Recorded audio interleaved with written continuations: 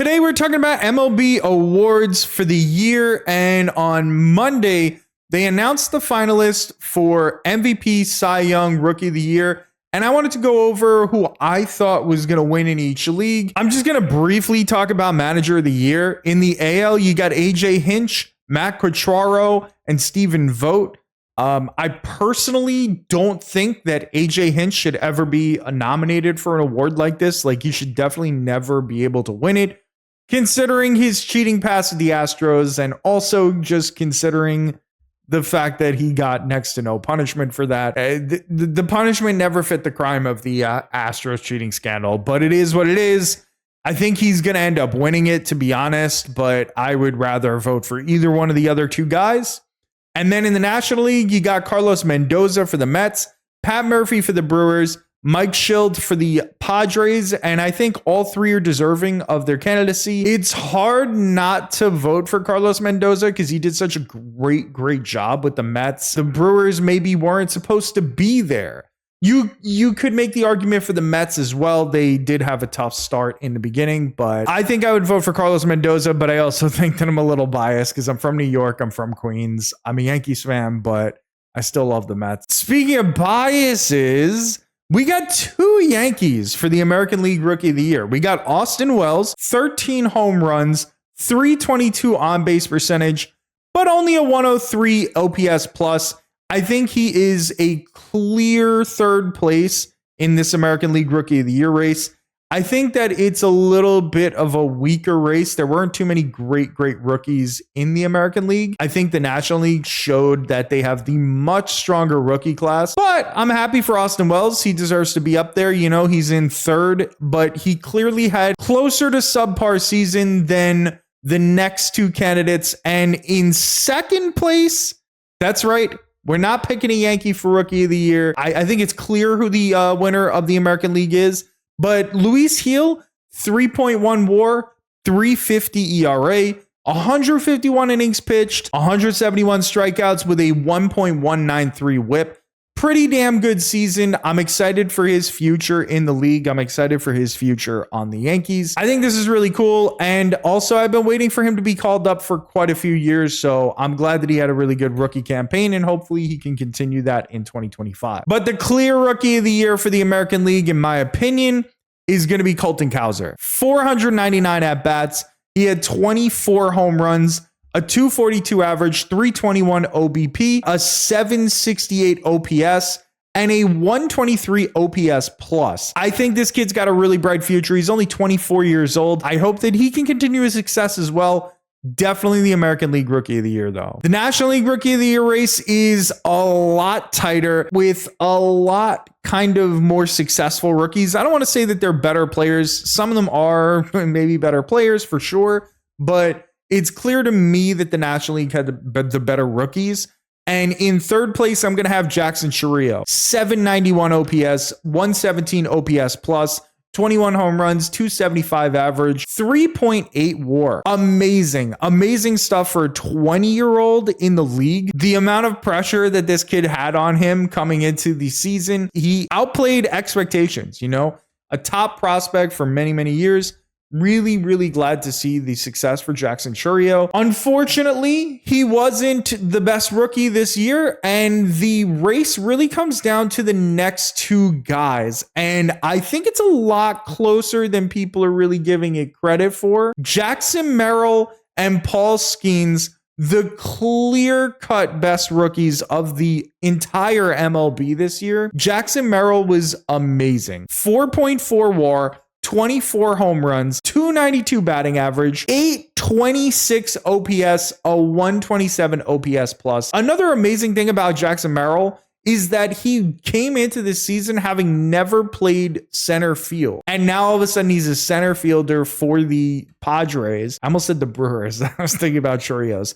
An all-star, he won the Silver Slugger Award, and he played really good defense as well, as far as I remember. At 21 years old, this kid put up 4.5 WAR. It's just a shame that he had to come up at the same exact time as Paul Skeens. Because otherwise, in any other year, Jackson Merrill would have been the clear-cut Rookie of the Year in the National League. But unfortunately, his competition is Paul Skeens, the absolute fucking phenom. He was limited on innings pitched for the entirety of the year, but he still got off 133 innings in the year. He struck out 170 batters, .947 whip. This kid, in his very first season, at 22 years old, he was drafted last year first overall. He had an under one whip. That is fucking insane. A 1.96 ERA, 5.9 WAR. Paul Skeens is going to be a menace for so many years. It's going to be absolutely incredible to watch this kid pitch. The only thing is, he throws so fucking hard that I'm afraid that he's going to blow out his arm. I really hope that he doesn't. I really hope that he can stay healthy for the majority of his career, because it's going to be a treat to watch him. An absolute power pitcher that has all the talent in the world, 22 years old. Paul Skeens is going to be here for a very long time. Definite deserving of the Rookie of the Year. One of the best rookie performances we've seen maybe ever. The American League Cy Young Award is up next, and in third place, I'm going to have Seth Lugo, but it feels really, really dirty to put Seth Lugo in third. It's just that the other two guys just were insane. Like, they were insane, in my opinion. Seth Lugo had the best year of his career at 34 years old. You gotta love it for this guy. He won his very first Gold Glove Award and made his very first All-Star appearance this year at 34 years old. He's been in the league for 9 years. He had a 16-9 record, 206 innings pitched, 1.089 whip. He had a .7 home runs per 9, 2.1 walks per 9, and nearly 8 strikeouts per 9. You love to see such a renaissance on the career of Seth Lugo, especially since he spent a very long time being a reliever. Comes into the Padres last year. They need him to be a starter, and he lights things up. And then this year, he's a finalist for Cy Young Award. I'm really happy to see Seth Lugo succeed. I really love stories like that. Unfortunate for him, because I think he's going to be third in Cy Young, because he's got to compete with two unbelievable seasons. We got Emmanuel Clase. This is a closer, and this is maybe the best closing pitcher season we've seen in many, many, many years. He made it tough for me to choose between Clase and Skubal about who deserves the Cy Young and who's going to win the Cy Young.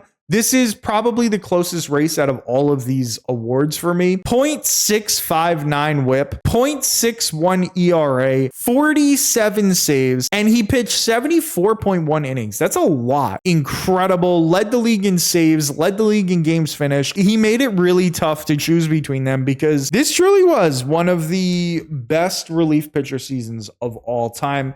Feels weird to not reward that with a Cy Young. It's tough to not vote for him, but Tarek Skubal had an amazing, amazing season as well. 6.3 WAR. He had an 18-4 record, a 2.39 ERA, 192 innings pitched, 228 strikeouts, and a .922 whip. Do you understand how hard it is to have an under one whip as a starting pitcher? It's a lot easier to do it as a reliever. Tarek Skubal's first All-Star appearance this year. He had the most wins in the league. We don't care about wins, to be honest, but you still got to respect it. It's still nice to hang your hat on that. He had the best ERA in the league. He had the most strikeouts in the league, the best FIP, the best ERA plus. Tarek Skubal, I think, is definitely going to win the Cy Young Award. There is the outside chance that voters vote for Clase, but all in all, I do think that Skubal was definitely the best pitcher this year, and he definitely deserves the award. I'm excited to see what his future holds, because he's only 27. And from what I'm hearing, the Tigers are trying to pick up more pitching to be more competitive. So I'm excited for the Tigers' future as well. Then we go into the National League Cy Young. And we already talked about Paul Skeens. He's going to be the Rookie of the Year in the National League, and he's also a finalist for the National League Cy Young. That's incredible. In my personal opinion, he's in third place here. Okay, the other two candidates, Chris Chris Sale and Zach Wheeler outshine him a little bit, but Skeens has a bright future, and he's going to end up winning at least one Cy Young by the end of his career, if not multiple. But let's talk about my second place. Now, this one was also a very tough race. We got between Chris Sale and Zach Wheeler, and there's going to be minor differences in why I say that I think Chris Sale deserves the award over Zach Wheeler. Zach Wheeler, 6.1 WAR, 2.57 ERA, 200 innings pitched, 224 strikeouts, and he had an under one whip. Remember, I said it. It's so hard to have an under one whip when you are a starting pitcher. 0.955 whip, which is incredible. But whip is the only thing that Zach Wheeler leads in terms of categories for pitching in the National League this year. And he had 6.3 hits per nine. Incredible season. Amazing job. But the problem is his competition was Chris Sale, and Chris Sale led the league in wins, ERA, win-loss percentage, which doesn't really matter, strikeouts, ERA plus, FIP, home runs per nine at 0.5, and strikeouts per nine at 11.4. Plus, he won the Gold Glove. Not that defensive stats really matter in the Cy Young Award, but pretty significant to win a Gold Glove, I guess. Chris Sale has been in this league for 14 years. From 2012 to 2018, Chris Sale didn't have a finish for Cy Young under sixth place. Almost all 7 of those years, he was a top 5 starter in the league, and he never won the award. He is also a 7-time All-Star in that time. It's really hard. I'm not saying that they should give it to him because he's been around for so long and he's been dominant for so long. I'm just happy for Chris Sale because I think that he's the clear-cut winner this year. He led in so many different pitching categories, and he has been a legendary pitcher for all these years. He had some injuries that slowed down his career a bit. So to see a resurgence, a renaissance on the Braves is such a cool story, such an awesome tale. Really happy for Chris Sale. I think he's the clear-cut winner, and I hope that this helps his case for making the Hall of Fame. In third place for the National League MVP, I have Ketel Marte. Marte had an amazing season. He's one of my favorite players to watch in the entire MLB. Just unfortunate for him that he ran into 2 other guys that just had better seasons. 6.8 WAR. He had 7 stolen bases, a 292 average, 36 home runs, a 372 on base percentage, 932 OPS, and a 155 OPS plus. Ketel Marte is one of the most exciting players to watch. One of my absolute favorite players in the entire league, and also a beast in MLB The Show. If you know, you know. Ketel Marte, third place for MVP, in my opinion. Amazing season. It is his second time getting MVP votes. Unfortunately, there were just 2 guys that were much better. And in second place, I have Francisco Lindor. And I don't really like having Francisco Lindor at second. I'm going to be honest. Lindor had an amazing season, more so than what the numbers really show. 273 batting average, 33 home runs, 29 stolen bases, 344 on base percentage, 844 OPS, 138 OPS plus, all while playing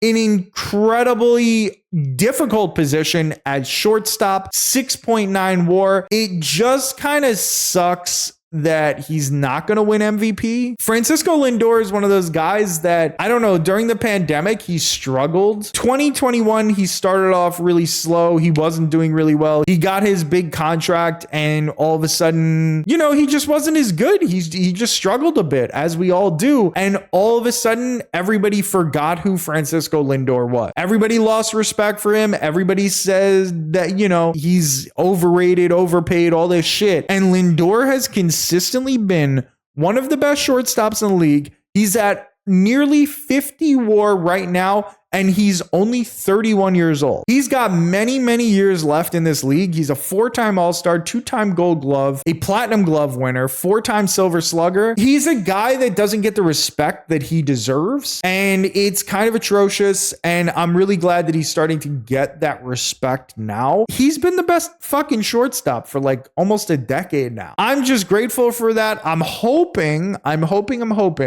that he can continue to do this, play this well, and eventually makes a Hall of Fame case for himself. Because if he retired right now, he probably wouldn't be in, but a couple more years of productivity at this level, he's gonna definitely be a Hall of Famer. But it's just unfortunate for Francisco Lindor that he plays in the same league as Shohei Ohtani. 9.2 WAR, 310 batting average, 54 home runs, 59 stolen bases, 390 on base percentage, 1.036 OPS, 190 OPS plus.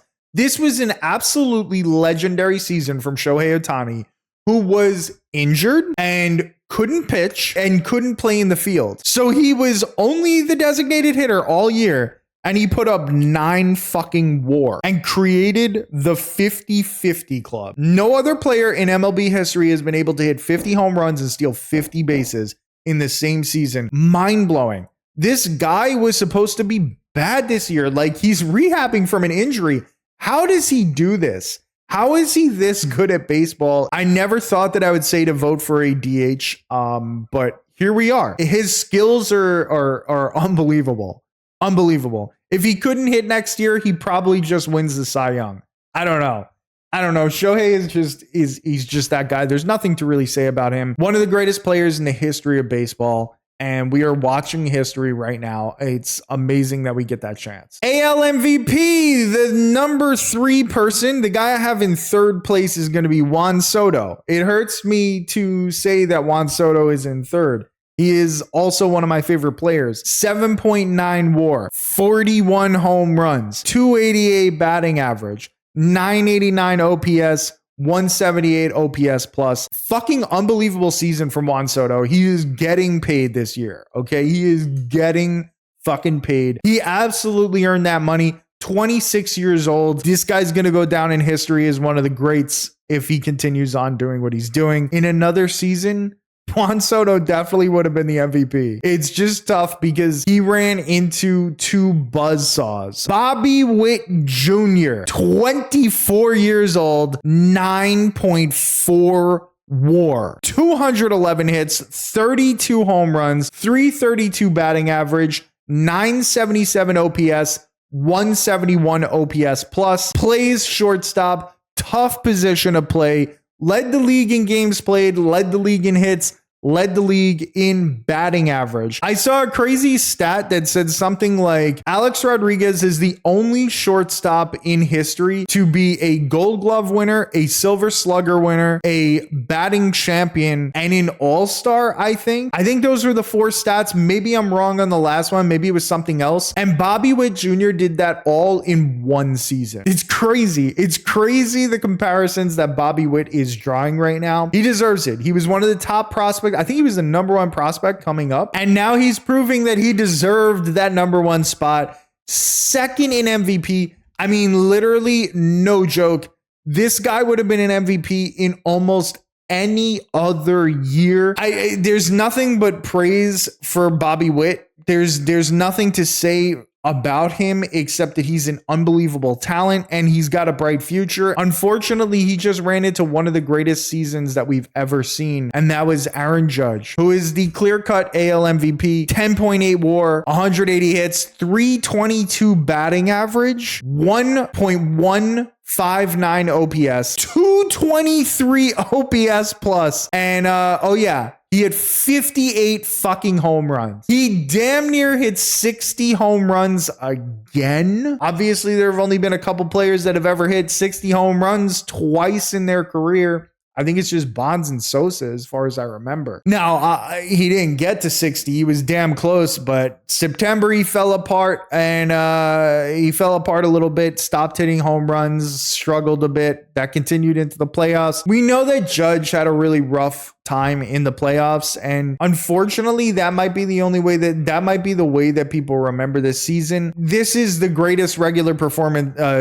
season performance that we've seen in a very, very long time. This was even better than his 62 home run campaign in 2022, where he was also the MVP. Obviously an absolute legend. At this point, he's gonna make the Hall of Fame. I'm pretty sure. I'm pretty sure we're just there at the point where Judge just makes the Hall of Fame. Led the league in WAR, home runs, RBIs, walks, on base percentage, slugging percentage, OPS plus, total bases, intentional walks, and he even led the league in grounded into double plays. 6-time All-Star. This will be his second MVP win. Judge definitely earned it. Those are the award finalists and the people that I think are going to win the awards. I really just wanted to talk about that because I'm excited about it. End of the year awards. You love to see it.